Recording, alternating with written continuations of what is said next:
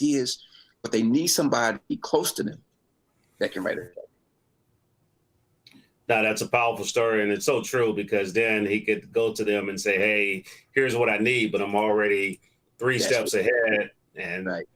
Folks are willing to help you get 4 and 5 if you already got 3. Good point, Howard. Good point. See, I didn't have that. I didn't have that luxury. My parents didn't do that. But by God's grace, my children's parents, they have parents. My wife is an engineer. She's brilliant. She's a medical mechanical engineer. We met at UPenn. She's brilliant, right? So they can go at 2 engineers, right? They can come to, right? So that's a blessing. I know DJ 5-Star Kendrick, you had a question there, or definitely bring some comment because he's one of the masterminds behind this event in particular. My man. How you doing, brother? Dr. Wallace, it's so good to see you again. I think that's like twice in a month. I know. My question was really around closing the gap. So you touched right on it in your last point, and a great presentation the whole way through. I always like hearing you speak. It's probably like my 6th or 7th, maybe 8th time hearing you speak, and you always deliver an impactful message that gives action items for a person to accomplish their goals. And so my question really was around, and thank you for that tit. My wife and I use Grubhub all the time. Now I can add that point that Dr. Wallace's son created this and was bought by Grubhub. Like, that is just so powerful to be able to say. So my question is really around, in hearing your whole story, and one of the final points you made was that African Americans have suffered the most out of every other culture. And for the last decade, I have intentionally, I remember coming out of the school engineering at Morgan, and then when I went back to the MBA program, I came out in 2014, and I realized that in the school of engineering, they taught me how to think, they taught me how to research, they taught me how to create something to solve a problem, but they didn't really teach me the language of business. So when I went to the school of business, they taught me the language of business, how people work, how the generations work, and my question is around the generations piece, but also the divide. I didn't see the school of engineering and the school of business doing projects together like I wanted them to see. And so then I started looking at our culture. I didn't see this baby boomer with this millennial. I didn't see I didn't see that combination. And so when I intentionally started joining all these different nonprofits to try to connect with mission-driven individuals that saw things bigger than an age or saw things that were outside of the norm. I feel like African Americans don't trust each other, and it's been hearing your story. It shared some light on why that was true because of the experiences that we've had. And so then to hear you say that to get to the next level, we need to start trusting in joint partnerships cross generations. And so one of the things I always say is that my generation is like the middle ground, meaning we're early 40s, less than about 55 and below, but older than 38. Right. And so we had that's the Generation X frame, and we had an analog childhood and a digital adulthood. And so growing up, I've learned that baby boomers communicate this way. They appreciate a handwritten letter that I mail them. They appreciate a phone call instead of just a text message. And so then where the millennial might look at me calling them unannounced disrespectful. And so the two communication barriers doesn't allow that merge. And so I've been really trying to serve to connect the people together, and that's why I've been serving at the Greater Baltimore Black Chamber of Commerce, because I know that there's some seasoned entrepreneurs, and then there are some new entrepreneurs that know technology and have a lot of energy. And so I feel if we can connect the wisdom that you can learn from our seasoned entrepreneurs, so you don't make the same mistakes, then you can use technology and your energy to really skip steps, not skip steps, but beat the odds or beat the game to thrive in really getting your mission done. So my question is this. I have difficulty with the age divide. There's many times where there kings like that are over the age of, I would say, 56, Yeah, cause 57. Yeah, 56. My wife is 56, so I know that she's considered the last age of the baby noticed boomers. how you noticed how he had to make sure he was older to keep a happy house. It was right there, right there. You got to be older than my wife. So 57 and on, it's almost as if they're. I won't say. And I can't put my finger on it, so I need your advice on this. So here's what I've heard over the last last couple of years when I've expressed this pain about communication with baby boomers men. The queens, they oh, Mr. Tillman, you're doing great things, but some of the men, the pains that I've had, I've shared this many of times, and this is the advice that I've heard. Maybe it's true, maybe it's not. I'm just looking for your advice on the communication from here on out. And so you know that a Dr. Butler, this doesn't account for because he reached out to me. We come together as partners on a few different things, and I love his enthusiasm no matter what age you are. And so I'm thinking about the guy that I'm getting advice saying, well, Kendrick, sometimes they might be jealous of your youth because you're only 39 and they wasn't doing the things you're doing at 39. And so then I've heard that, well, you know, African Americans have been burned, Kendrick, and you know we put our trust into people, and they've let us down, and so you have to build a relationship. And so I said I took the relationship part from that, and I said, okay, I want to focus on how you build relationships. And so the advice I really want from you is when you come across. I'm told that I realize that there are ego-driven and there are mission-driven people. And I'm told that ego is an acronym for edging God out. So when I see the selfishness, because the Most High is about collectiveness and bringing us together, I used to walk past it and just dismiss it. And then I got to the point where, okay, I can grin and grip it and keep it moving. But I realized that sometimes that ego-driven man has the, I'll say, cheat code to the goal of this person over here. And because if I don't, everybody, each of us need all of us, and everybody's endorsement matters to somebody. And so here's the really piece of the question I really want you to answer. It's just when you come across those, let's just call them the no hope Bobs that say you can't do this, that you talked about earlier, the negative Nancys that say that doesn't make sense, Kendrick. Why would you want to do that? What is the advice you have to still foster that relationship, because you still know that their attendance or their energy can be changed for positivity? When I listen to Dr. Frazier, he says, "Is Kendrick, leave them alone. 80% of African Americans aren't even worth your time. They're gonna drain you. You focus on the 15% that you can lead into the light, the 4% that are walking to the light, and the 1% like yourself that is the light." And so he told me just disregard 85%. And I'm from Emerson Village, just like you, humble beginnings. And so when you grow up and you still see that your friends are still aren't where you need them to be, you want to pour into them too. And so, but I can't pour into you if my cup isn't full. It has to be overflowing. Amen. So amen, Kendrick. So I want your just some words on some of that. Well, that is that's going to be one of the biggest challenges that you and your generation will face. But it is critical that you figure it out, because what you have the potential to do, Kendrick, in terms of you and your generation. And I tell my own kids this. As you know, I have 5 kids, Howard. Kendrick may know this. I have five kids, 4 boys, 1 girl. My oldest is 42, and my baby is 26.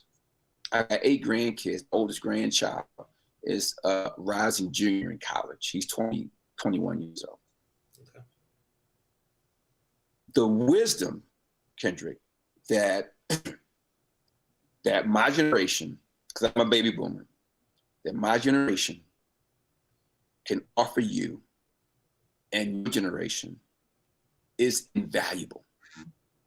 It's invaluable. I tell my kids all the time, I tell them, honey, daughter, son, listen to me and your mother. We've been on the block a couple of times. And if you just listen to us, we can save you a lot of heartache. We can save you a lot of stress. We can save you a lot of money. Just listen to us. Now, Kendrick, having said that, I think George Frazier's right. He's a good friend of mine. George Frazier, good. I think he's right, Kendrick. I think you're going to find if you get 20%, it's the old 80-20 rule, Kendrick, 20% of the people do 80% of the work. Or, you know what I'm saying? And not just Black folks, Kendrick, it's all population groups. White folks, Latino folks, I bet you 20% of them do 80% of the work. So the key becomes you finding that 20% or that 10%, whatever it is, and then investing your time in that group. And like George said, forget about the others. There's going to be people, Kendrick, who are not going to see your dream. And that's the other thing too I would caution you about. Be careful who you share your dream with. Yeah. Because most people, they cannot handle your dream. Because like you said, Kendrick, most people are so disappointed in themselves and where they are that when they see a man or woman who has these dreams and is energetic and is intentional about it, and it intimidates them. It makes them nervous because they can see in themselves, man, I don't have a dream like that. I don't have a vision like that. And so you intimidate them.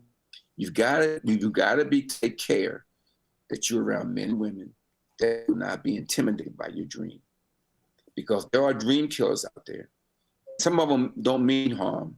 It could be part of your family, right? They don't mean harm, but they just have not been conditioned to do great things.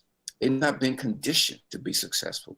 They've not been conditioned where they have a perspective. I mean, Kendrick, in 2018, Howard, you may not know this, in 2018, for my new book I'm writing on global entrepreneurship, my wife and I decided we were going to take a 6-month sabbatical. So remember you said that around the world. Yeah, remember the world, Howard, for 6 months, man, saw the world. Brother, that changed my life. I'm not the same Bob Wallace now that I was before taking this trip. The people I met, the innovation I saw, the networks I'm creating, it changed my life. So I'm saying to you, Kendrick, you got to get around men and women, right? Who can handle your dream, right? But here's the last thing I'll add is the journey you're trying to take, you cannot take it by yourself. You're a smart guy. You're a good man. You're educated. You're gifted and Black.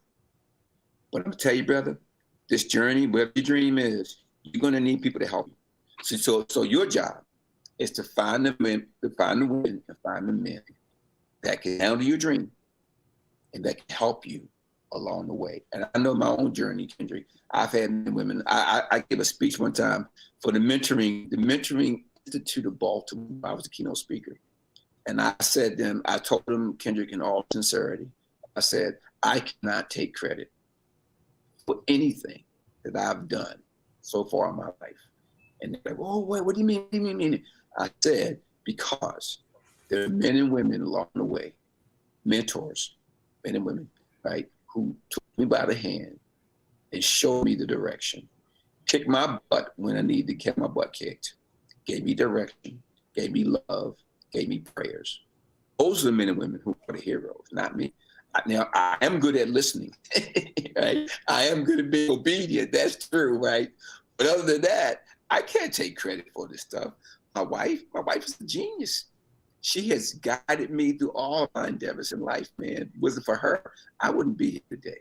So there's so many people like that. So I'm saying, Kendrick, sharpen your skills on identifying dream lifters around you and then embrace them. And the other 80%, like George said, Kendrick, don't waste your time.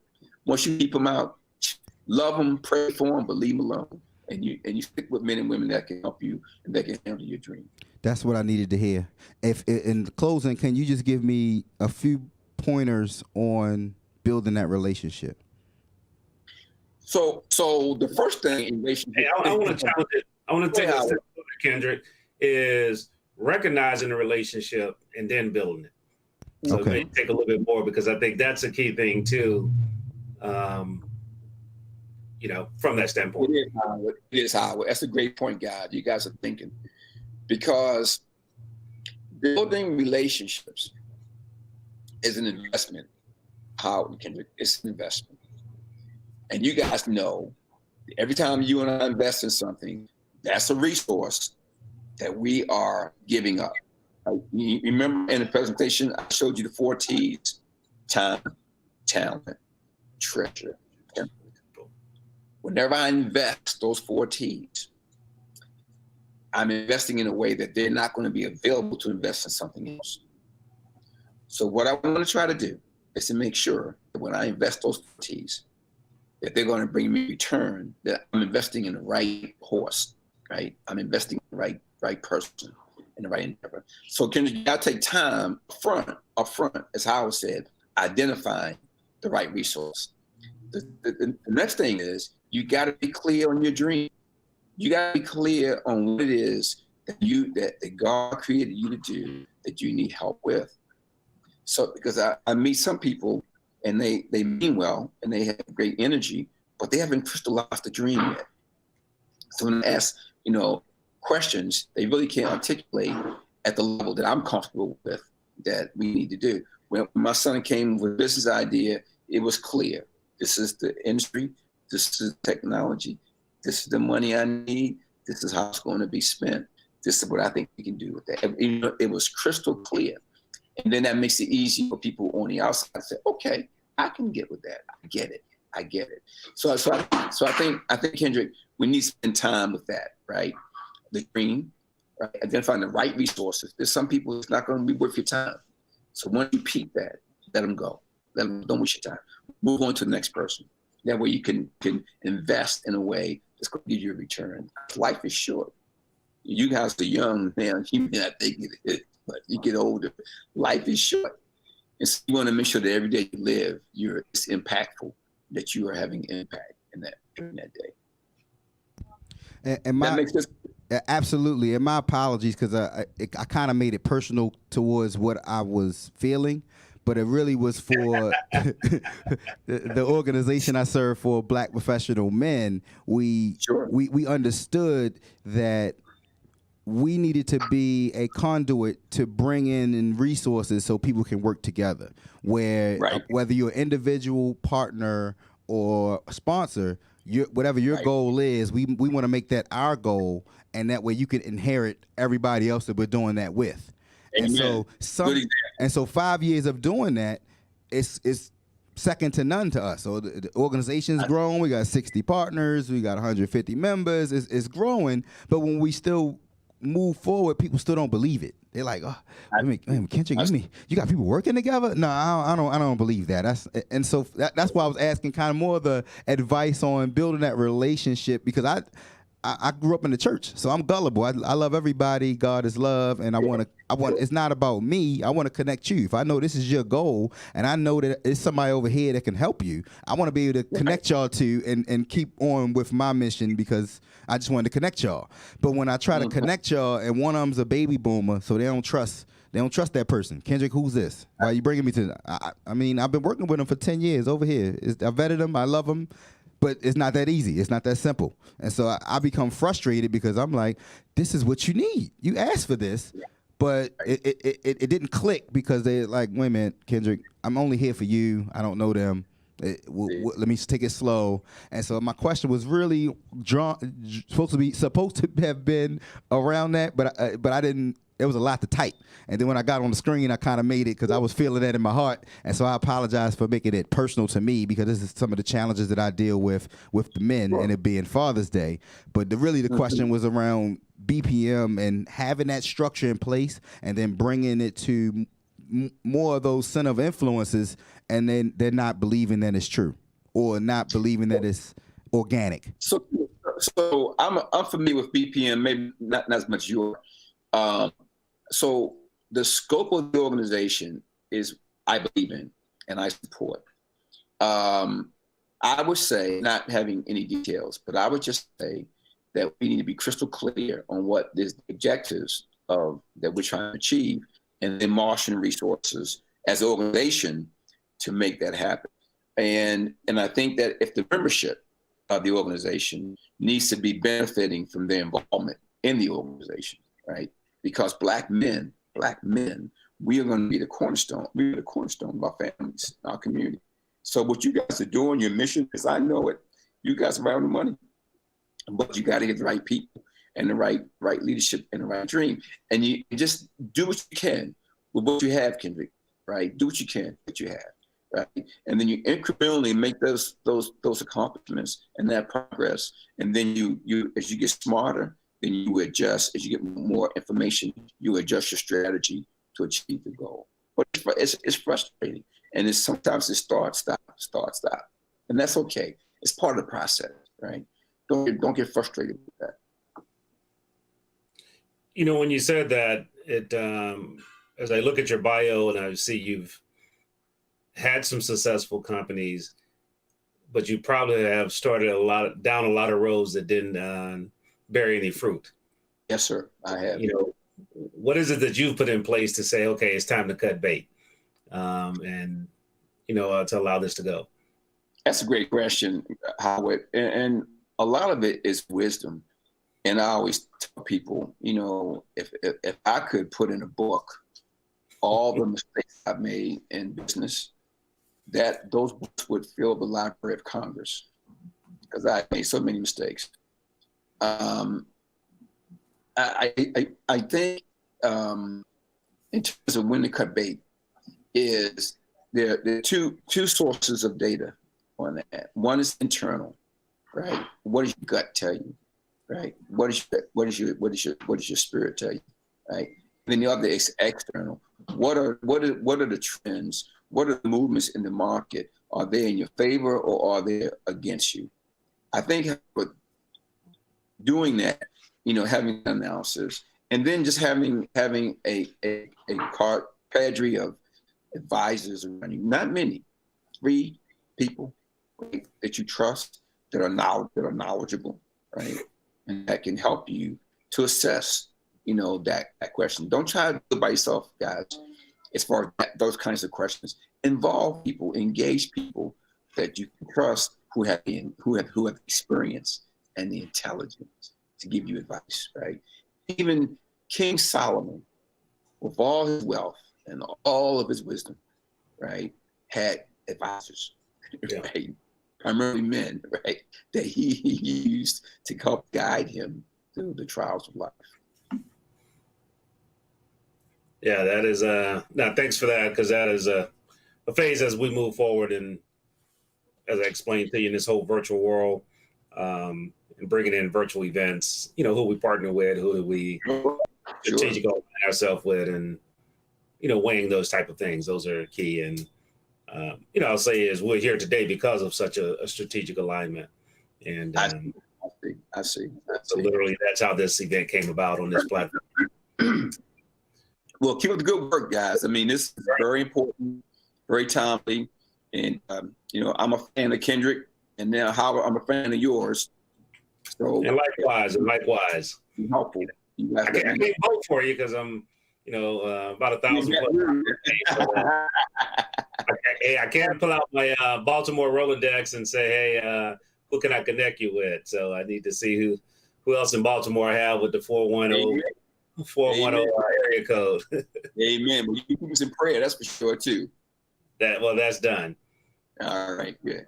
All right, so in closing, as we close out, we appreciate everyone who's tuned in. And if you're watching in the replay, the great thing about great information is it doesn't spoil. Okay, great information doesn't spoil. Right. Go back to the beginning of times, throughout the Bible, we're still relying and living by that information. And the words shared by Dr. Robert Wallace is just like that, timeless information. But information without implementation can never have impact or generate income. So I challenge you to implement what you've heard today and serve others. Dr. Wallace, thanks a lot. And on that note, continue to enjoy your Father's Day, and all men out there, be a great father, but be a better dad. Take care. Thank you, Howard. Thank you, Kendrick. See you guys. Bye-bye. Bye-bye.